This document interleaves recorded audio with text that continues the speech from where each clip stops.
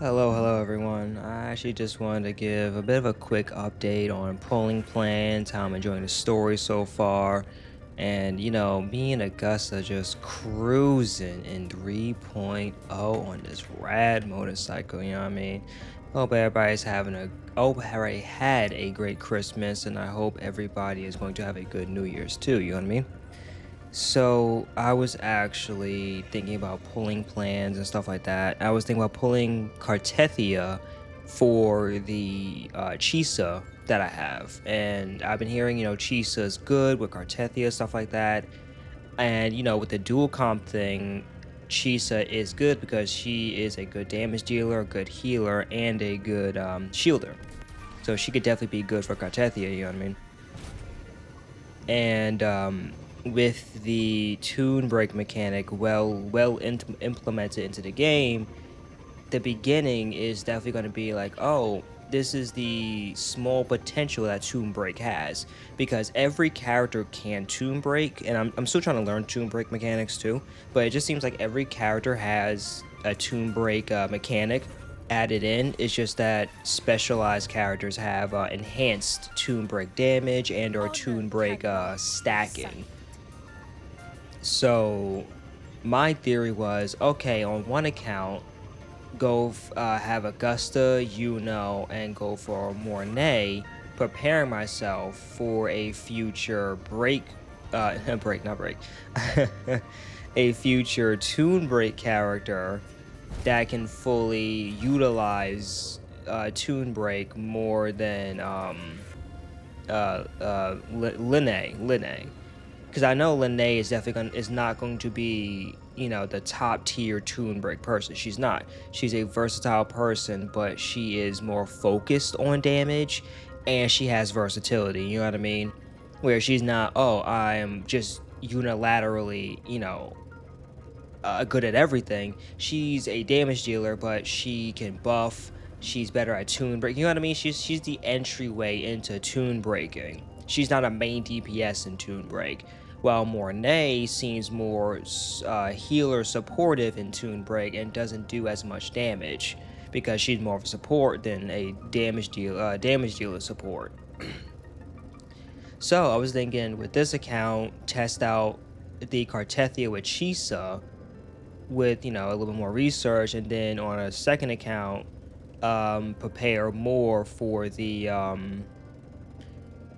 tune break meta, because I'm in a bit of a predicament, not a predicament, but like in the middle of a decision of either preparing more for a dual comp team with tune break in mind, or if I just get Cartethia, Chisa, Augusta, and just ride it out until I can actually reliably get another dual DPS team or a dual comp team reliably. Which I don't know how long that would actually take. Honestly, it would take quite a while. Especially considering all the content, chests, missions, cubes, all that side Honor stuff I need to cannot be collect. sight. No, I definitely agree, Augusta. I definitely agree. So I'm definitely missing out on a lot of astrites that I can easily get anytime, anywhere. You know what I mean? Like on the left, I'm just now passing like one of those little tacit marks where you can actually defeat the enemies, get some loot. So yeah, no, that's definitely a thing, because it's either get two full teams now, or get one full team and a half and wait for a better tune break person. You know what I mean? Because if I go with Cartethia and Chisa, Augusta, and I don't know how long it's gonna take me to get a full man team. Or another 2-man team, you know what I mean? Plus weapons. Like, yeah, weapons I always want to guarantee, especially since it's 100% guaranteed. But yeah, because I don't even know how far the those two teams are even gonna get me. You know what I mean? Like, is it gonna be like, oh, I can get a 2-man team at the end of 3.x? I'm just gonna keep repeating, just getting something at the end and not getting something like in the middle. You know what I mean? Because Augusta and came out in 2.6, 6 patches after everything died out. At the end of the day, I just want to really optimize my 2-man teams, because I think I truly, and I think not even just that, but I truly believe Augusta and Yuno is definitely the top tier two-man team that is in the game, and I truly believe that will be in the game for quite a while, because Sun and not only are they like a two-man team in combat, but they're a two-man team in real life too. Like they play on each other very easily and very story-wise we're out of words, but so yeah, no, I'm just really thinking and just seeing what would be the best combos I can actually go for, because technically Cartethia is better with Shakona, but Shakona can't really heal nor she can shield. You know what I mean? She can't even do one or the other for the team. Shisa can do that.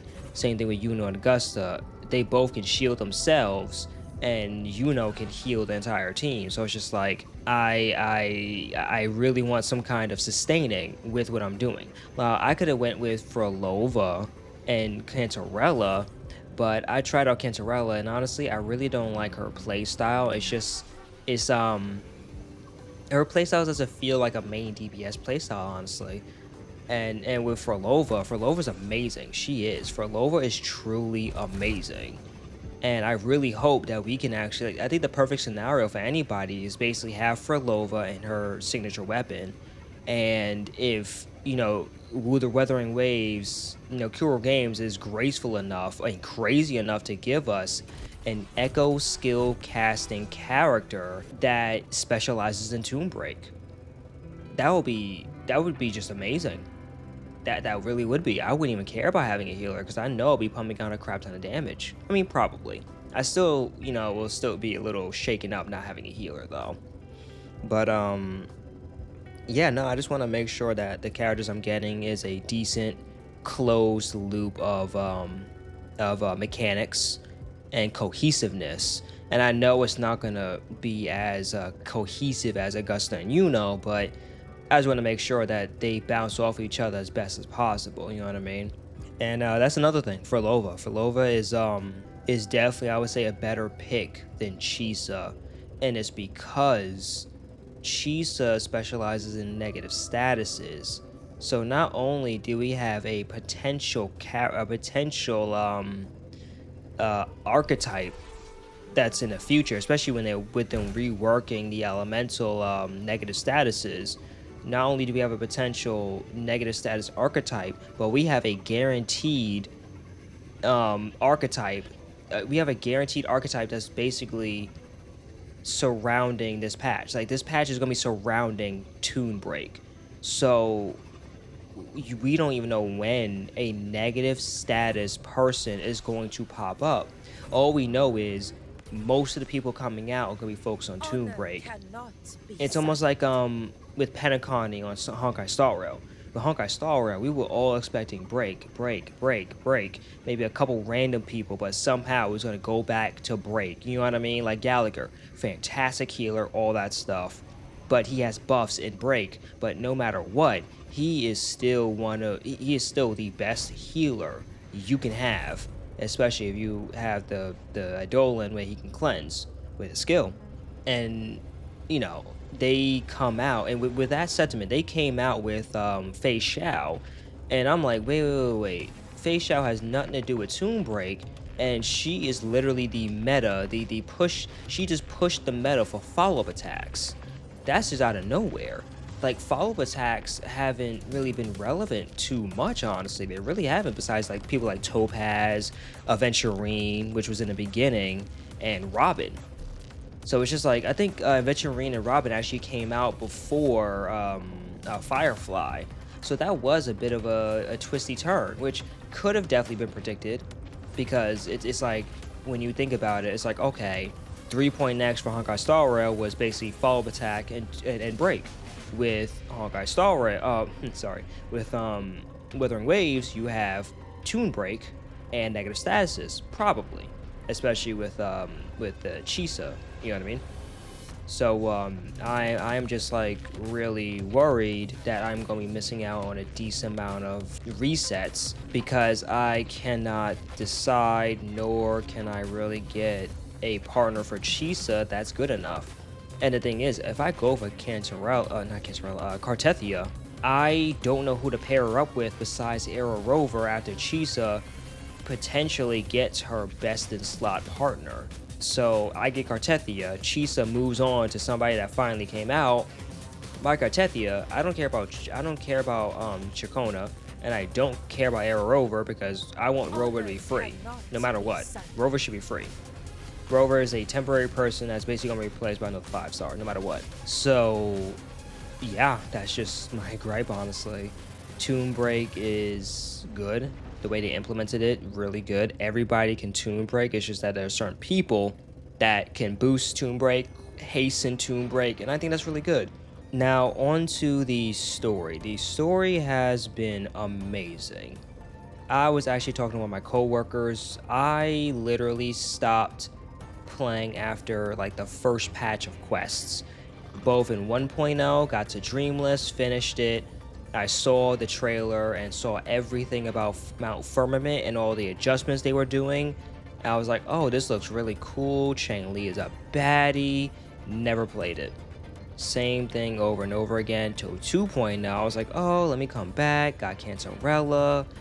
Played all the way up until you fight for Lova's little echo. Stop playing. And I saw like a couple trailers about, I think, Lupa. What else? Cantarella. Yeah, Cantarella was definitely when people were complaining about, oh my gosh, she swims faster. I was like, really? You complaining about swimming? This is what people are complaining about? Her swimming faster? Really? And still never came back and played. Now I actually came back and played during the Chisa event, beginning of the Chisa event. Came back and played, and I got past, the first part of Renacida, or technically Raguna, and basically just finished up the Augusta and Yuno quest, and they basically just now teased Galbrina and her little ghost that flies around with her. So don't know after that, but I did spoil myself a little bit on one of the future cutscenes. I think it was the ending of Renacida, and spoil myself on that. But honestly, no matter what, like I said before in my videos, I love the journey. I don't care about the spoilers. You can tell me anything, like, oh, somebody dies in this anime. Okay, they die. I can guarantee that. But the problem is, I need to see how epic that battle was. That's where the excitement is. I don't care that the ending is going to be already written. I want to sit there and feel that roller coaster. You know what I mean? And yeah, Augusta and Yuno definitely stole the show for me when it came to their story. When Yuno basically semi-sacrificed herself to basically help Augusta, which I think she actually did. I was so glad that I actually had her on my team. So I was like, oh my god, you were just like in the story for just a short amount of time. I'm so glad I have you. Same thing with Augusta. Augusta is a freaking powerhouse. She is elegant and she is sharp. The way she cut off the monster's horn while defending that blonde guy was amazing. It just was.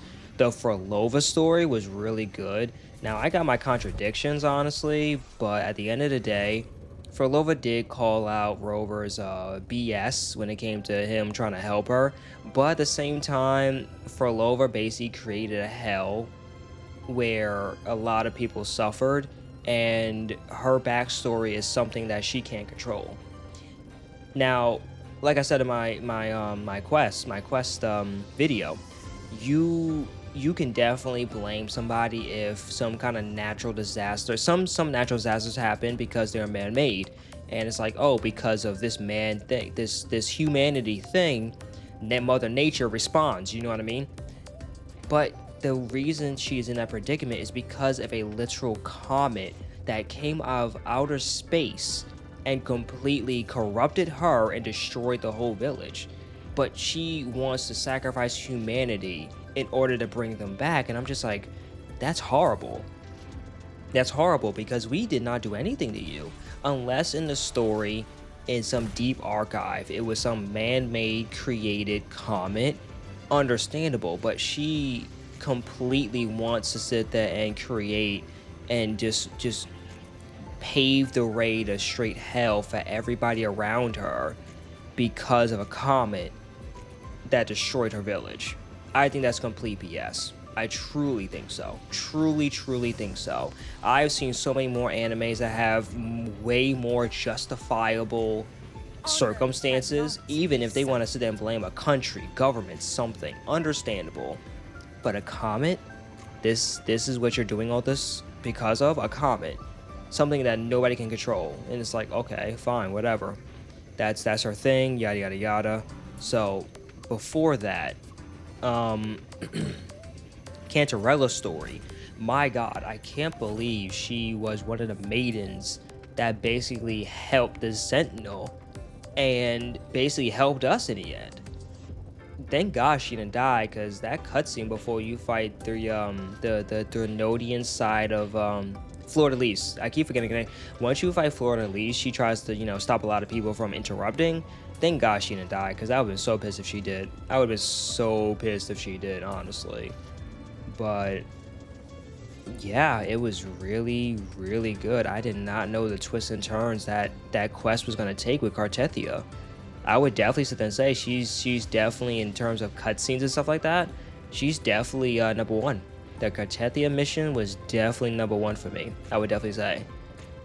Oh, props to Abby during the Frolova quest at the end where we had to get the gem. Yo, that small brawl we got into a Frolova, we were trying to get that gem. Abby just pops out and tries to do that quick save. It was delicious. Yo, Abby was straight up waiting for their moment, honestly.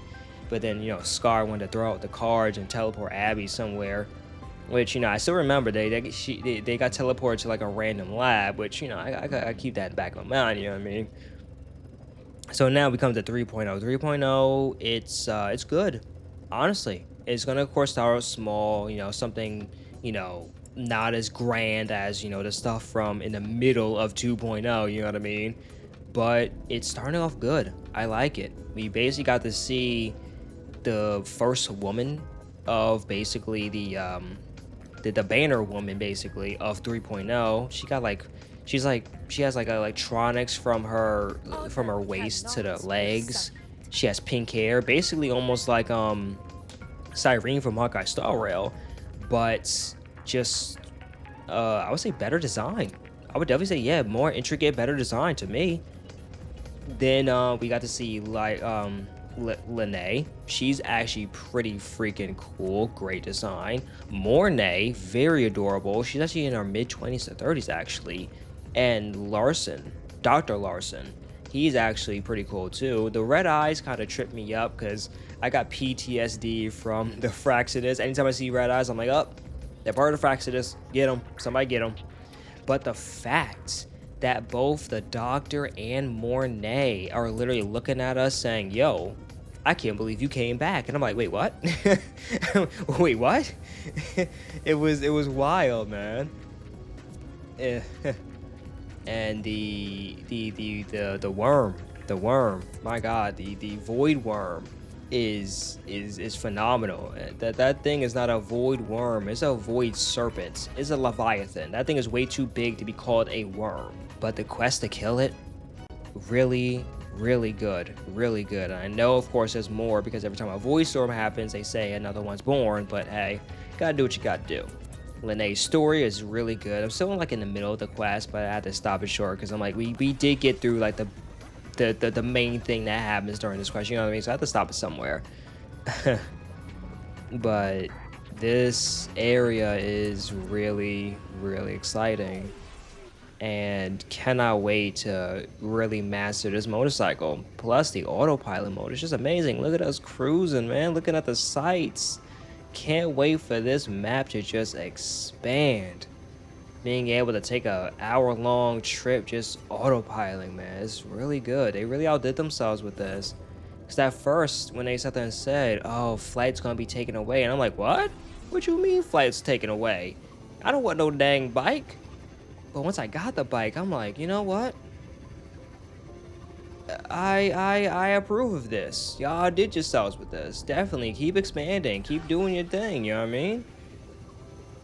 So yeah, that's my thoughts on the story, my small thoughts on the story, and my polling plans after some more not even testing, but have some more thinking, I think I might actually go through with that plan of one account dedicated towards Augusta and Yuno being like the queens of 2.0, the queens of the dual comp of in 2.0, and then going with a 3.0 dual comp. You know what I mean? Like every single patch site, every single 3.x, 2.x, whatever X patch cycle, get one dual comp out of it, which is definitely going to be pretty hard to do because you really got that foresight to do that. But I think I should be able to do that, you know what I mean? Because I think in I think in like 2.0, you're at least able as a free to play player able to at least get, I would say, what, four characters and four weapons, and that's with like possibility of losing 50, not even possibility, with losing 50/50s and like max pity. Like honestly, that's a lot of wishes there. But I truly believe you in one whole patch cycle, you are able to get enough for four characters and four weapons. I'm going to do the testing on that. I'm going to sit there and see in 2.0 how much we got in each patch and just line it up and see how much would that get me.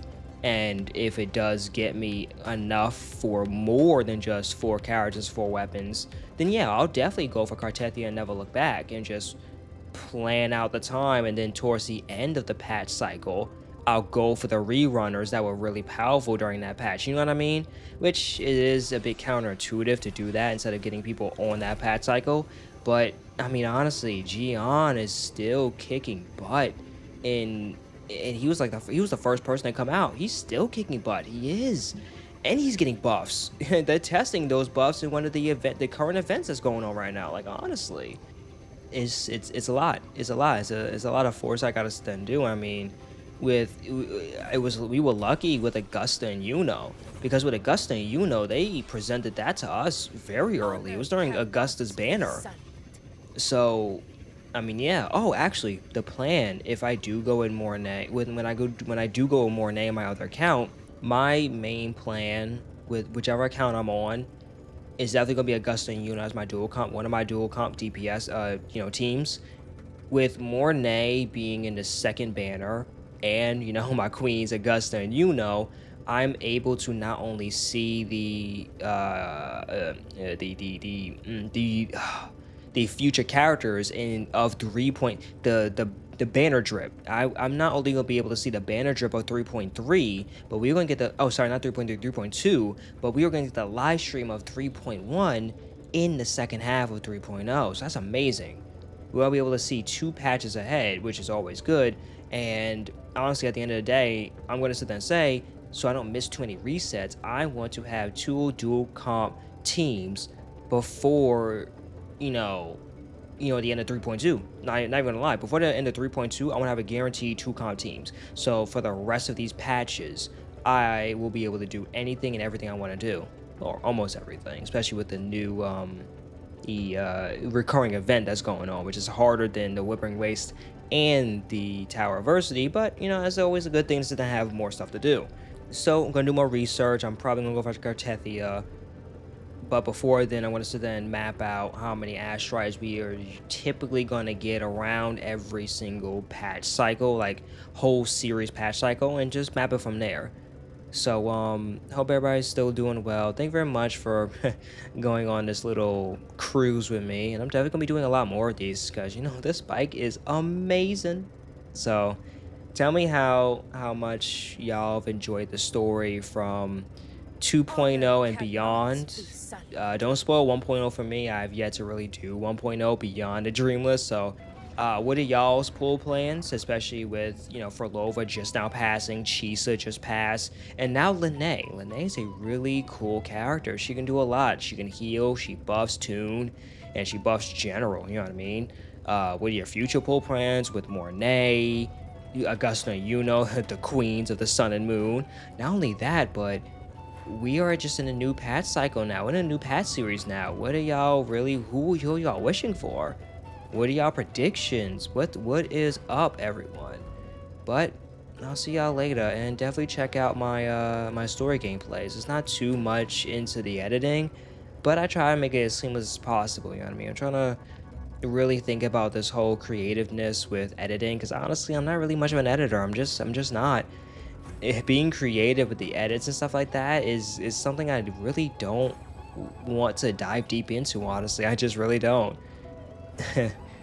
But thank you very much for again watching this and listening, and I'll see y'all later. Peace.